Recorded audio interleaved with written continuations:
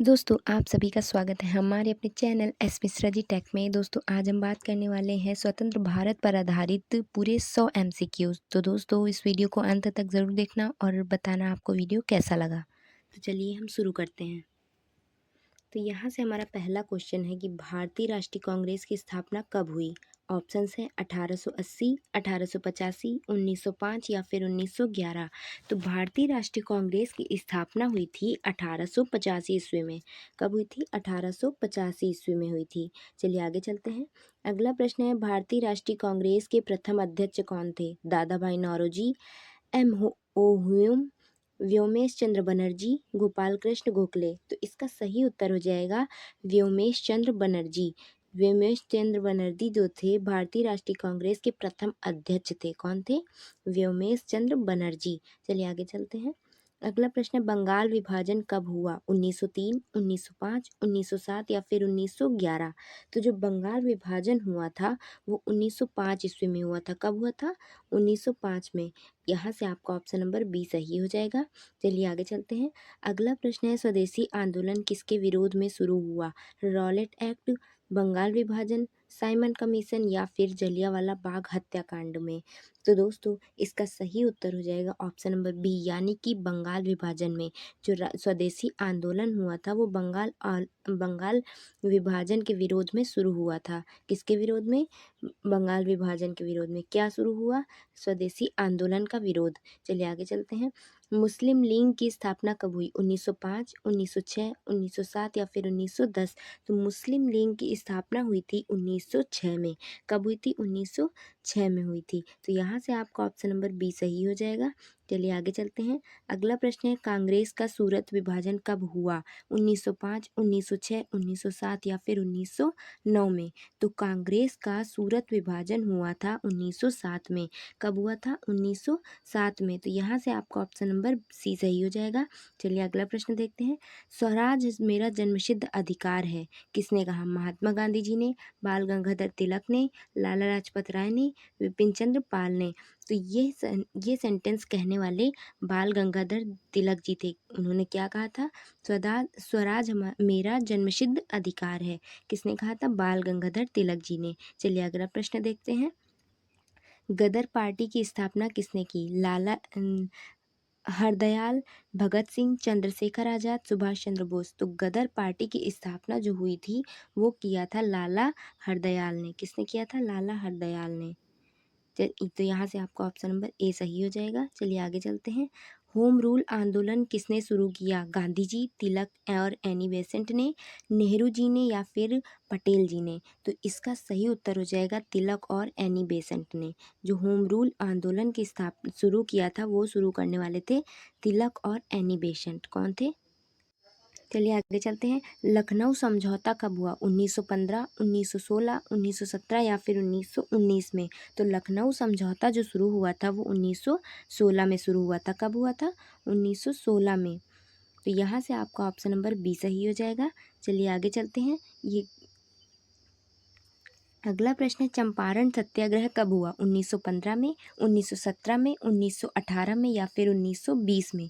तो जो चंपारण सत्याग्रह हुआ था वो हुआ था 1917 में। कब हुआ था? 1917 में। चलिए आगे चलते हैं। खेड़ा सत्याग्रह किस राज्य में हुआ? बिहार में, पंजाब में, गुजरात में या फिर बंगाल में।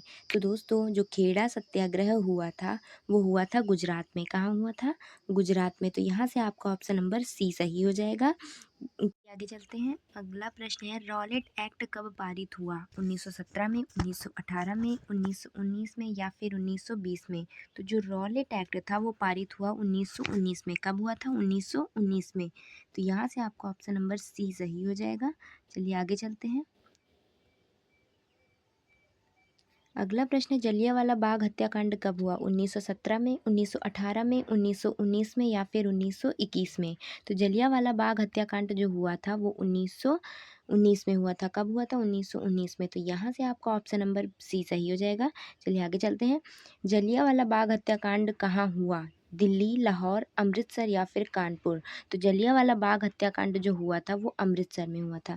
कहाँ हुआ था? अमृतसर में। तो यहाँ से आपका ऑप्शन नंबर सी सही हो जाएगा। अगला प्रश्न है असहयोग आंदोलन कब शुरू हुआ? 1919 में, 1920 में, 1921 में या फिर 1922 में? तो असहयोग आंदोलन जो शुरू हुआ था वो 1920 में हुआ था। कब हुआ था? 1920 में। चलिए आगे चलते हैं। चौरा-चौरी घटना कब हुई? 1920 में, 1921 में, 1922 में या फिर 1923 में? तो जो चौरा-चौरी घटना हुई थी वो 1922 में हुई थी। कब हुई थी? 1922 में।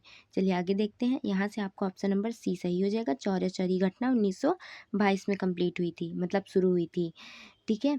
अगला प्रश्न है, चौरा-चौरी घटना के बाद कौन सा आंदोलन वापस लिया गया? भारत छोड़ो आंदोलन, असहयोग आंदोलन, खिलाफत आंदोलन या फिर सविनय अवज्ञा आंदोलन? तो चौरा-चौरी घटना के बाद आपका असहयोग आंदोलन वापस लिया गया। कौन सा? असहयोग आंदोलन। तो यहाँ से आपका ऑप्शन नंबर बी सही हो जाएगा।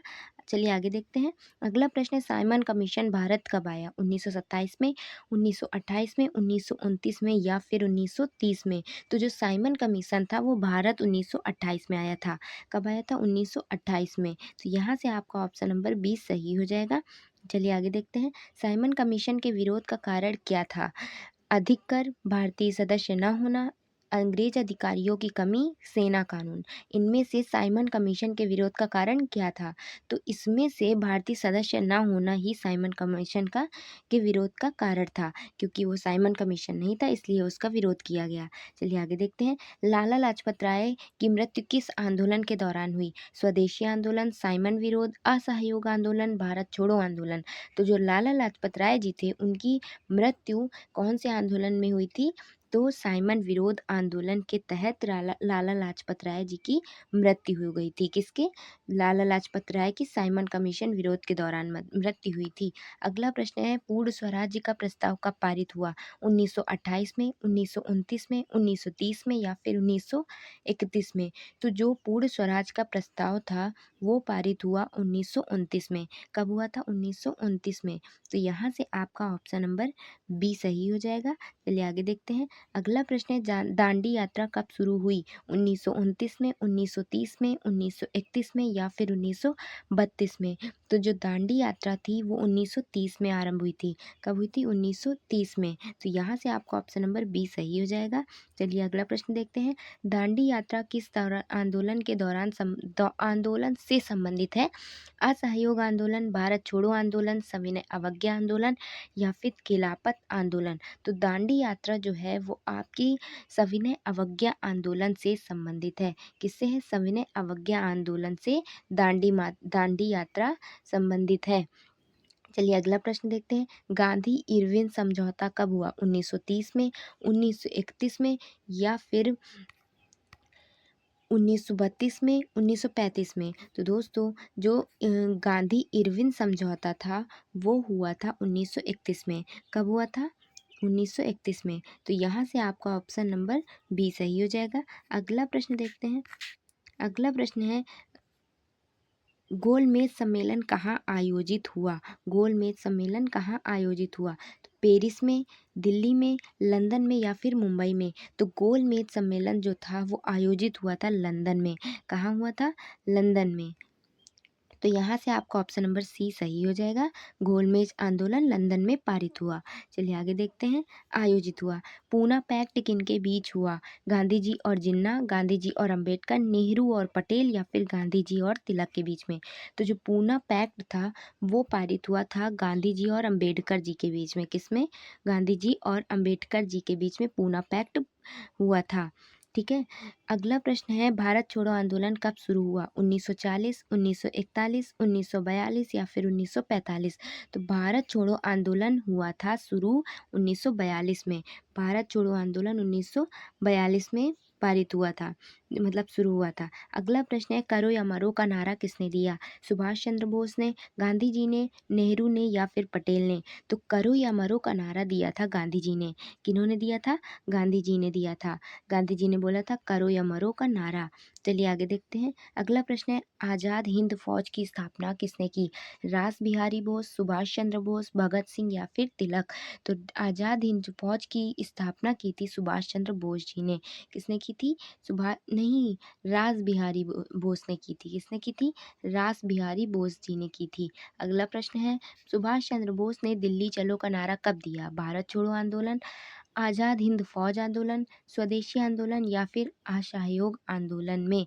तो दोस्तों इसका सही उत्तर हो जाएगा ऑप्शन नंबर बी, यानी कि आज़ाद हिंद फौज के आंदोलन में। कब दिया था? दिल्ली चलो नारा आज़ाद हिंद फौज में दिया था। चलिए आगे देखते हैं, कैबिनेट मिशन भारत कब आया?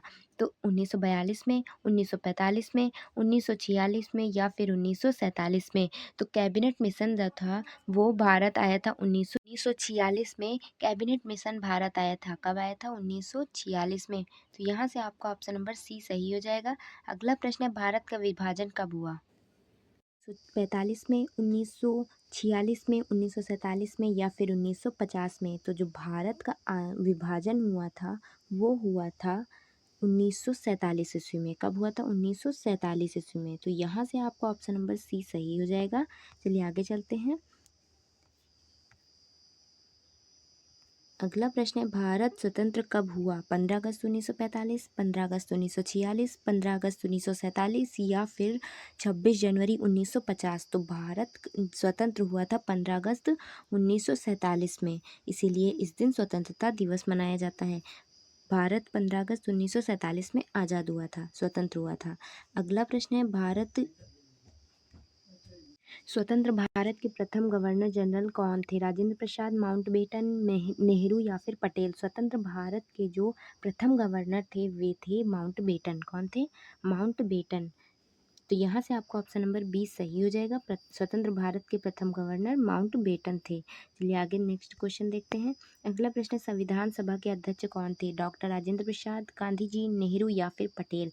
तो संविधान सभा के अध्यक्ष जो थे वो डॉक्टर राजेंद्र प्रसाद जी थे। कौन थे? डॉक्टर राजेंद्र प्रसाद जी। संविधान सभा के अध्यक्ष डॉक्टर राजेंद्र प्रसाद जी थे। चलिए अगला प्रश्न देखते हैं। इंकलाब जिंदाबाद का नारा किसने दिया? भगत सिंह, गांधी जी, नेहरू या फिर बोस? तो इंकलाब जिंदाबाद का नारा दिया था वो थे भगत सिंह। कौन थे? भगत सिंह। भगत सिंह ने ही इंकलाब जिंदाबाद का नारा दिया था। चलिए आगे चलते हैं। अगला प्रश्न है, काकोरी कांड कब हुआ? 1923, 1925, 1927 या फिर 1929? तो काकोरी कांड जो था वो हुआ था 1925 में। कब हुआ था? 1925 में। तो यहाँ से आपका ऑप्शन नंबर बी सही हो जाएगा। चलिए अगला प्रश्न देखते हैं। हिंदुस्तान सोशलिस्ट रिपब्लिकन एसोसिएशन के प्रमुख नेता कौन थे? भगत सिंह, गांधी जी, नेहरू या फिर गोखले? तो हिंदुस्तान सोशलिस्ट रिपब्लिकन एसोसिएशन के प्रमुख नेता जो थे वे भगत सिंह थे। कौन थे? भगत सिंह। तो यहाँ से आपका ऑप्शन नंबर ए सही हो जाएगा। चलिए आगे प्रश्न देखते हैं। अगला प्रश्न है, भगत सिंह को फांसी कब दी गई? 1930, 1931, 1932 या फिर 1933 में? तो भगत सिंह को फांसी दी गई थी 1931 में। कब हुई थी भगत सिंह को फांसी? 1931 में हुई थी। अगला प्रश्न है, चंद्रशेखर आज़ाद की मृत्यु कहाँ हुई? इलाहाबाद, कानपुर, दिल्ली या फिर लखनऊ? लखनऊ। तो चंद्रशेखर आज़ाद जी थे, उनको उनकी मृत्यु हुई थी इलाहाबाद में। कहाँ हुई थी? इलाहाबाद में। तो यहाँ पर से आपका ऑप्शन नंबर ए सही हो जाएगा। चंद्रशेखर आज़ाद की मृत्यु इलाहाबाद में हुई थी। अगला प्रश्न है, सरफरोशी की तमन्ना कविता किससे जुड़ी है? राम प्रसाद बिस्मिल, गांधी जी, नेहरू या फिर तिलक? तो सरफरोशी की तमन्ना जो कविता है वो जुड़ी है राम प्रसाद बिस्मिल से।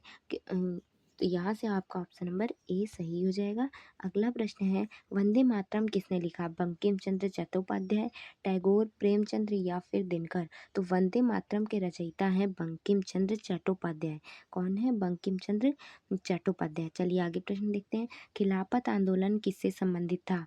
हिंदू महासभा, तुर्की खलीफा, कांग्रेस या फिर मुस्लिम लीग? तो खिलाफत आंदोलन जो संबंधित था वो है तुर्की खलीफा से। किससे? तुर्की खलीफा से खिलाफत आंदोलन संबंधित है। तो चलिए अगला प्रश्न देखते हैं। यंग इंडिया पत्रिका किसने निकाली? गांधी जी, नेहरू, तिलक या फिर बोस? तो यंग इंडिया पत्रिका निकालने वाले गांधी जी थे। कौन थे? गांधी जी ने गांधी जी ने ही यंग पत्रिका निकाली थी। चलिए अगला प्रश्न है, केसरी समाचार पत्र किसने शुरू किया? गांधी जी, तिलक, नेहरू या फिर गोखले? तो केसरी समाचार पत्र जिन्होंने शुरू किया था वे थे तिलक। कौन थे? तिलक, बाल गंगाधर तिलक जी थे जिन्होंने केसरी समाचार पत्र शुरू किया था। चलिए अगला प्रश्न है, हरिजन पत्रिका किसने संबंधित है? नेहरू, गांधी जी, पटेल या फिर बोस? तो हरिजन पत्रिका जो है वो संबंधित है गांधी जी से। किससे संबंधित है? गांधी जी से संबंधित है। यहाँ से आपका ऑप्शन नंबर बी सही हो जाएगा। हरिजन पत्रिका जो है वो गांधी जी से संबंधित है। अगला प्रश्न है, क्रांतिकारी संगठन अनुशीलन समिति कहाँ स्थापित हुई? पंजाब, बंगाल, बिहार, गुजरात? तो क्रांतिकारी संगठन अनुशीलन समिति जो स्थापित हुई थी वो थी बंगाल में। कहाँ पर? बंगाल में। तो यहाँ से आपका ऑप्शन नंबर बी सही हो जाएगा। क्रांतिकारी संगठन अनुशीलन समिति बंगाल में स्थापित हुई। अगला प्रश्न है, साइमन कमीशन का अध्यक्ष कौन था? John Simon, Cripps, Irwin Linlithgow? तो यहाँ से आपका ऑप्शन नंबर सही हो जाएगा ऑप्शन ए, यानी कि जॉन साइमन ही साइमन कमीशन का अध्यक्ष था। दोस्तों मिलते हैं हम इस वीडियो के अगले पार्ट में, क्योंकि इस हमारा पार्ट 1 ख़त्म हो चुका है, क्योंकि यह बहुत ही लंबा वीडियो हो जाएगा, इसलिए हम इसका पार्ट 2 लाएंगे। तो इसको देखने के लिए आप हमारे चैनल को सब्सक्राइब ज़रूर करें। मिलते हैं अगले वीडियो में, तब तक के लिए धन्यवाद।